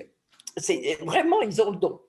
Et donc, ces personnages font lui, il se retrouve donc avec Raoul, Raoul, il réussit tout. Il pipe pas mot. Mais quand tu vois l'affaire de la comment ça s'appelle, de la caserne de la Moncade, entre nous, moi quand j'ai vu ça, alors il était vexé parce qu'il ne supportait pas la moindre critique sur Fidel. Mais je lui dis, mais c'est une bande de branquignoles, ta Moncade. Et Fidel, il envoie sa voiture contre un poteau. Enfin, le seul qui prend l'endroit qu'on lui a dit de prendre, c'est Raoul, l'infirmerie. D'accord. Le seul qui fait ce qu'il a à faire, c'est Raoul. Bon, tous les autres, c'est bande de branques. Bon, donc, je lui dis ça, il le prenait mal, il détestait que je lui dise ça, pour lui, c'était un pur héros, mais lui aussi, il était capable de... Tout ce qu'il faisait, il le faisait bien, tu vois. C'est-à-dire que Raoul et lui, c'est les gars qui créent, qui mettent en place, tu vois. Alors, ils sont marrants parce qu'ils ont un rapport à Fidel. Ils me disaient, il faut jamais faire confiance à un chiffre de Fidel. Jamais, jamais, tu vois. Parce que Fidel partait dans des trucs bons. Et Fidel, il me dit, il était bon. C'est un homme d'une bonté. Et c'est vrai.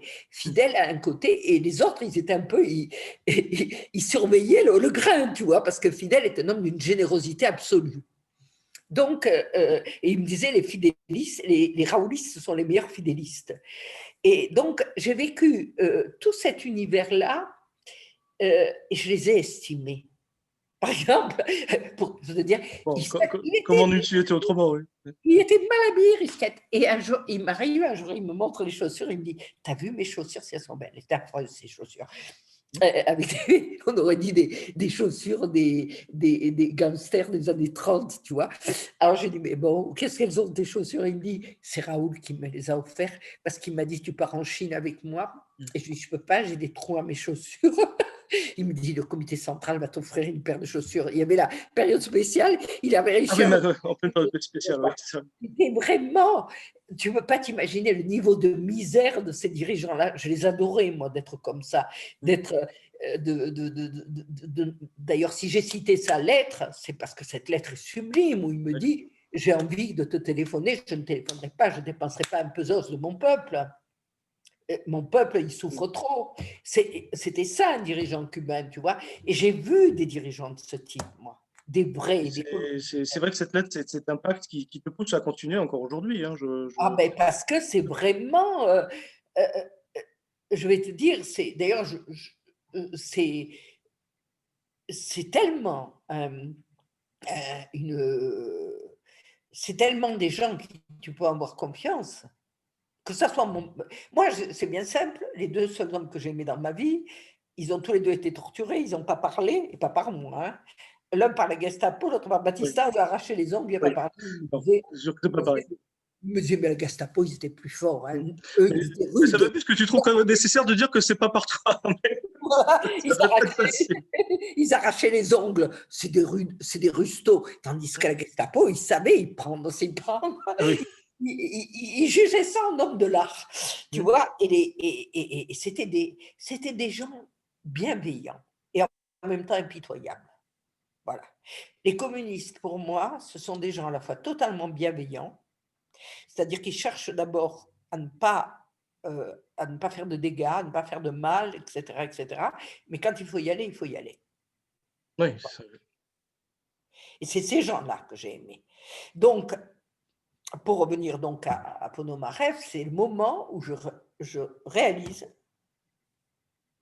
l'état réel et tout est centré autour, c'est-à-dire que, comme tu le dis, j'ai vu le même scénario se répéter en Hongrie, je l'ai vu se répéter en Pologne, je l'ai vu se répéter en, en France, je le vois se répéter en Italie, tu vois, en Grèce, ils luttent contre. Mhm. Oui. Euh, c'est très intéressant. Et je pense que si tu veux, l'eurocommunisme, je suis totalement contre, mais c'est ce qui a permis c'est en quelque sorte la vaseline qui a permis de faire passer ce scénario-là. Mm. Oui, c'est ça. Oui. Mais alors, en France, contrairement à l'Italie et l'Espagne, il y a eu une sorte de On a résistance résisté à communiste. l'eurocommunisme, alors que c'est ce qui nous fait qu'on est encore en partie, alors que les autres, ils ont disparu. Parce qu'il n'y a pas que la France, hein. Le Mexique aussi a adopté l'eurocommunisme, il n'y a plus de parti mexicain. Donc, il y a vraiment. Celles qui s'en sont un peu sorties, c'est qui ont adopté une mode eurocommuniste, c'est les Japonais. Mais parce qu'ils ont eu la lutte pour la paix contre les bases militaires américaines. Donc, ça leur évitait ce passage à l'adhésion aux droits de l'homme, à tout ce que tu veux, etc. Ils ont pu résister à cause de ça. Oui, oui, tout à fait. Et puis, ce qui a été poursuivi dans l'eurocommunisme, je crois même que Pierre Laurent revendiquait l'eurocommunisme, mais y compris après le PGE, ce lien terrible entre PCF et PGE, de même que la CGT est liée à la CES, je crois, à plus de 70% dans ses financements. Donc, c'est quand même marxiste de base, sans caricaturer le marxisme, c'est quand même de savoir quand même par qui on est financé. Dire si Ah on ben, n'est pas ça. c'est clair. Tu as les fondations allemandes Oui, alors les fondations allemandes, ne parlons pas. Ouais, ouais. en fait pour ça. Tu as la fondation. Moi, quand j'étais allé, la fondation, par exemple, la fondation Rosa Luxembourg, c'est une fondation, comme me disait un gars à Saint-Pétersbourg, il me disait, il était assez marrant le gars, il me disait, on l'avait appelé Ebert, la fondation, Oui, il y mais a une fondation Friedrich Ebert, oui, elle est très puissante. on l'avait appelé, mais on l'a transformé parce que ça faisait plus chic dans un Luxembourg, mais c'est les mêmes. Ah non, non, non, non, je crois qu'il y en a deux, oui. Mais par contre, oui, c'est pas très différent, ouais, ouais. Rosa C'est Luxembourg est la plus dangereuse, en fait, hein, parce que justement, elle s'appelle Rosa Luxembourg, mais faut se voilà, méfier. mais c'est la fondation la Il y plus a, il y a un très bon article de Monika Karbowska qui parle aussi sur d'une les thèse d'une de ses fondations compatriotes, oui, allemandes. sur Elle les a fondations allemandes. ce truc-là. Donc, elle a très bien vu cet aspect-là. Mais je pense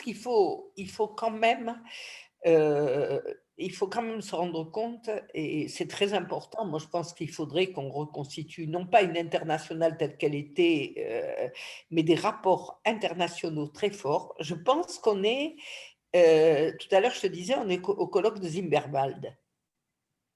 Tu Mhm. connais le colloque de Oui, oui, Zimmerwald. 1916, il y a Zimmerwald et Quintal sont des grands Voilà. colloques Il y a le qui colloque voulaient mettre fin à la guerre. Hein, la donc, conférence de Zimmerwald, qui est un truc très drôle, puisque ça se passe en 1915, le et 15, pardon. en 15, et si tu veux, la deuxième internationale a trahi. Mhm. Elle est partie en guerre alors qu'ils avaient dit qu'ils défendraient la paix. La social-démocratie a voté la guerre en Allemagne, Mhm. donc ils sont partis en guerre. Donc à ce moment-là, en 1915, tu as le colloque de Zimmerwald, la conférence de Zimmerwald, où cette bande d'individus se transforme en colloque d'amateurs d'oiseaux. Et tu parles si les policiers, ils ne devaient pas savoir qu'ils ils devaient tous les connaître. Bon. Et le colloque, donc la conférence de Zimmerwald, c'est Trotsky qui fait la motion de synthèse, parce qu'il y a deux tendances qui déjà s'affrontent. Et tu as ceux qui veulent continuer à il faut la paix, il faut la paix, il faut la paix. Et tu as, comment s'appelle, Lénine, qui dit on ne va pas répéter ce qu'on a dit, il y a une trahison de l'internationale de la social-démocratie, il faut dire la guerre au capitalisme, à nos bourgeois, etc. Donc, transformation de la guerre impérialiste en guerre civile. C'est ça. Voilà, en guerre civile, transformant la guerre impérialiste en guerre civile. Il y a une motion de synthèse qui est rédigée par Trotsky. Donc, je pense que nous, on est à un stade où il faut se rendre compte qu'il y a un profond échec de la social-démocratie, que ceux qui ont échoué, y compris chez les communistes, ce sont ceux qui se sont mis à la remorque de la social-démocratie. Et cette social-démocratie les a conduits à la collaboration de classe à partir donc du moment où pourtant il y avait une contre-révolution terrible avec le néolibéralisme, avec ce qui avait démarré au Chili. Eh bien, cette grande faillite de l'adhésion à tous leurs thèmes, en particulier le thème des droits de l'homme, qui a couvert tout ça, et la manière dont on a couvert des interventions qui en fait étaient des interventions qui pillaient les peuples, tout ça exige la même prise de conscience qu'à la conférence Zimmerwald. C'est vrai que là, on fête le 100e anniversaire du congrès de Tours, et il y avait à Zimmerwald, je crois qu'il y avait déjà Jean Longuet, mais qui hésitait, qui était justement sur cette ligne que tu décrivais, il comprenait qu'il y avait une faillite, mais il ne voulait pas réellement couper les ponts. C'est pour ça qu'il fait sa fameuse internationale 2,5. Donc, ils n'avaient pas compris qu'il faut faire un constat de faillite, quoi, hein, voilà. Voilà. Si tu ne fais pas aujourd'hui un constat de faillite avec l'idée on ne peut pas gagner en reprenant la même chose que ce qui a fait faillite, c'est-à-dire ce que fait Lénine. Ah oui, c'est ça. Ben, on n'avancera pas. Et c'est un peu, si tu veux, je ne vais pas jusque-là dans mon livre, mais c'est ce que j'essaie. Là, moi, je te dis, voilà ce que je pense. Mais ce n'est pas à moi à penser ça. Si je suis comme d'habitude Cassandre toute seule à penser ça, ça n'a strictement aucun intérêt. En politique, tu peux penser ce que tu veux si tu penses tout seul. Ça ne sert à rien d'avoir raison tout seul. Oui. Voilà, comme tu dis. Eh bien, malheureusement, c'est ce qui m'arrive souvent. Oui, j'ai le don d'être seule. Non, mais au moins c'est bien de montrer dans quel moment on est. Le moment politique où la comparaison avec Zimmerwald est pas mal aussi. Bon, c'est Voilà. un peu inquiétant par rapport au contexte, mais oui. Mais au moins, ça. Ce que j'essaie, c'est d'être clair. C'est-à-dire de dire simplement ce que je pense. Je ne dis pas que j'ai raison, mais je dis que les questions que je pose méritent d'être discutées. Et c'est dans ce sens que la censure imbécile du parti est vraiment fait partie de ce qui détruit, c'est-à-dire, bon, peut-être que je serai mis en minorité, comme dira, c'est complètement aberrant, c'est pas ça, etc. Mais ce que je dis n'est pas de telle nature que ça doit être éliminé. Ah ouais, la moindre des choses. Oui. Voilà. Or, écoute, on va terminer là-dessus, ça fait bientôt 2 heures qu'on parle, mais justement, tu es tout sauf censuré ici, et je sens qu'on va continuer ces entretiens. Bon, Voilà. écoute, tu verras s'il y a des gens que ça intéresse et qui ont envie. Non, j'en suis certain. Il faudra que je te dise quelque chose que j'ai découvert qui me paraît très important et qui est très la Chine. Ah bah ouais. il y a quelque chose de très, très important que je suis en train de maturer et qui me paraît importante. Bah, voilà un point de départ et une superbe transition pour une prochaine vidéo. Donc, Voilà. je suis ravi. Et bah, Bon, je te remercie, Daniel. Vraiment, c'était passionnant. bah, écoute, Et merci à toi parce que, comme je t'ai dit tout à l'heure, l'important, c'est d'avoir quelqu'un qui pense en face de toi, qui parle ou qui ne parle pas. ça, c'est vrai. Bel hommage au collectif. Voilà. Allez, je dis au revoir à tout le monde. Au revoir.